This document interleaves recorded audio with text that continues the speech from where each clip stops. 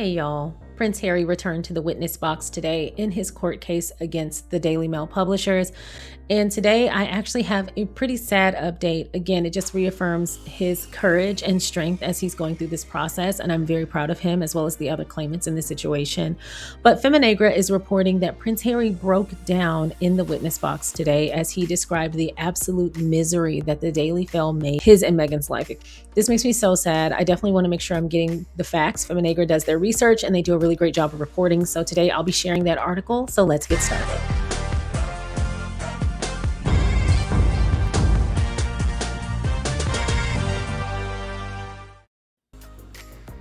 Once again, thank you so much for clicking on my video. And if you're returning, welcome back to my channel. Today, we're going to open right up with this update from Feminegra, reporting that Prince Harry broke down in the witness box. Before we get into it, if you haven't already, please don't forget to like, subscribe, and share. This update is coming to us from Feminegra, and it's titled, Prince Harry Breaks Down in Court as he says Daily Mail made Meghan's life absolute misery. Prince Harry returned to the witness box today and laid out in stark terms why he is fighting the publisher of the Daily Mail. As his written statement was released alongside live testimony, the Duke of Sussex described a lifetime of intrusion that began after his mother's death and escalated into what he called constant surveillance, harassment, and commercial exploitation. He told the court he grew up conditioned to accept press behavior without complaint. We kind of discussed that yesterday and the harms of that kind of conditioning. The palace culture demanded silence. That expectation held until late 2016 when coverage of his relationship with Meghan turned hostile, intrusive, and at times racist. Prince Harry said that failure to act then became impossible to live with. This case, he insisted, exists to force accountability for how information was gathered and sold. By the end of the afternoon, Prince Harry appeared visibly emotional. He described the process as traumatic and said the litigation had only worsened his life. His voice broke as he told the court that Associated Newspapers Limited had made his wife's life an absolute misery. He then bowed and left the courtroom. In his witness statement, Prince Harry explained how the royal family's long-standing rule of never complain, never explain shaped his response to the press.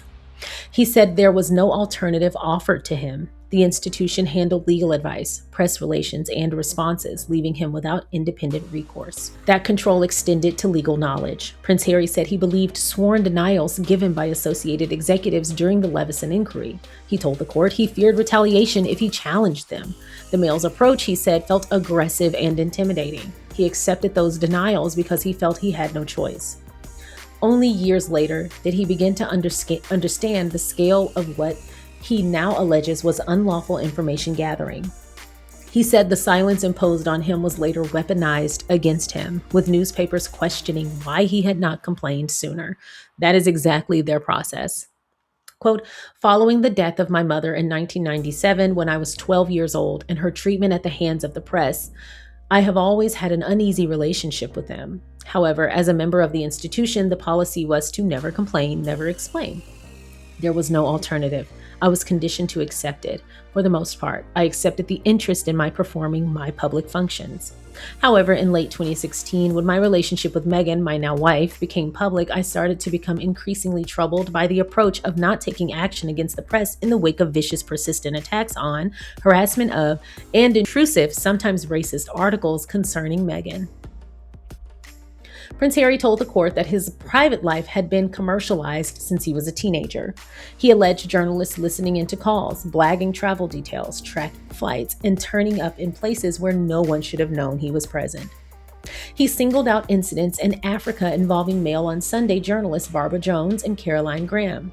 According to Prince Harry, they appeared repeatedly at remote locations during his work there. He said it felt like constant surveillance rather than reporting.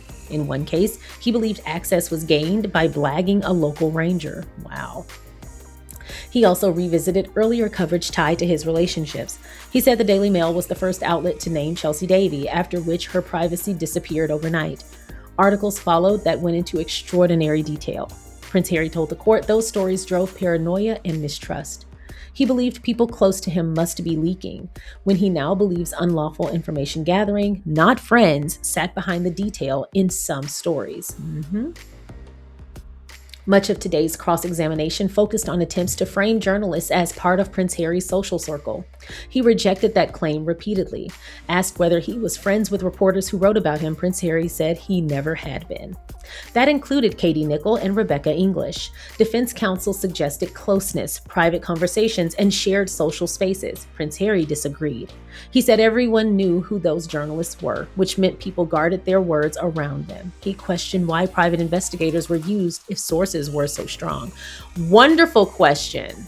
That's a wonderful question to ask. If you trust your sources as you claim, and if you really have sources in my social circle as you claim, then why did you need a PI? Prince Harry also addressed claims involving Daily Mail journalist Charlotte Griffiths. The defense suggested he met her in Ibiza. Prince Harry corrected the record. He told the court he had never been to Ibiza until visiting with his wife, Meghan. Prince Harry said he met Griffiths at a house party and did not know who she was at the time. He rejected suggestions of later social contact. The pattern, Prince Harry argued, was consistent. Journalists turned up at events, created the impression of access, and later presented that proximity as sourcing. When tested on details, those narratives did not hold. They never do. Prince Harry closed his evidence by returning to the same point he opened with. His life, he said, was never open season. He described the suggestion that he has no right to privacy as disgusting. I agree, Prince Harry. Revisiting these stories, he told the court, had been deeply distressing. The case now moves on, but the picture Prince Harry painted today was clear. He described a system that profited from intrusion while hiding behind claims of legitimacy. By speaking under oath, the Duke of Sussex has placed those methods under direct scrutiny and forced them into the open for the courts, media, and royal institution to reckon with. Associated Newspapers Limited denies any wrongdoing and argues that the claims are out of time, insisting its journalists acted lawfully and in the public interest. I don't know why the public would need to know any kind of business about what Prince Harry likes in bed. And when that was revealed yesterday, that was something that was being said, that was being shared, I was completely beside myself. Thank you so much for watching the SharionSade YouTube channel. I appreciate you watching my content. If you haven't already, please don't forget to go ahead and like this video by hitting the thumbs up. Please don't forget to subscribe by hitting the subscribe button. And don't forget to comment along the way. If you feel so inclined, please don't forget to share so that more people can find us. Once again, thank you so much for watching. Now let's get back to the video. It's a big relief to hear Prince Harry say that his friends would not leak against him and that the people who were used as sources were not friends of his or in his social circle. That brings me a lot of relief to hear. Now, I do stand by what I said. When a person typically recognizes that they have been in a toxic cycle, they review everything around them, and a lot more things are cut off outside of that cycle because they realize they have perpetuated that cycle in other instances, or they've been a victim of that cycle in other instances. However, it seems like that might not be the case here. It sounds like his friends actually, closed ranks, that they protected him and that they didn't leak against him. That's wonderful to hear. I wouldn't believe anything a journalist says at this point, especially knowing what they're being accused of. They're desperate. They're acting like wounded animals, and wounded animals go on the attack. They'll blame everybody. I mean, they lay claim to dead people. They have no bottom floor. It's really great that Prince Harry is not only standing up for himself, but also everyone involved. And he also stood by his friends and said, my friends would not do that. I love that he did that. Again, if they did leak against him, hopefully they have evolved beyond that point. However, in my opinion, the journalists involved and the accused are grasping at straws. They're doing anything they can to alleviate any kind of accountability that they might be forced to reckon with.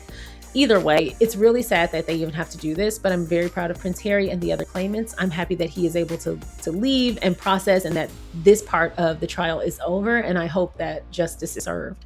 So that is all I have for today's update. You guys let me know what your thoughts are in the comment section below. If you haven't already, please don't forget to like, subscribe, and share, and I will see y'all next time. Bye.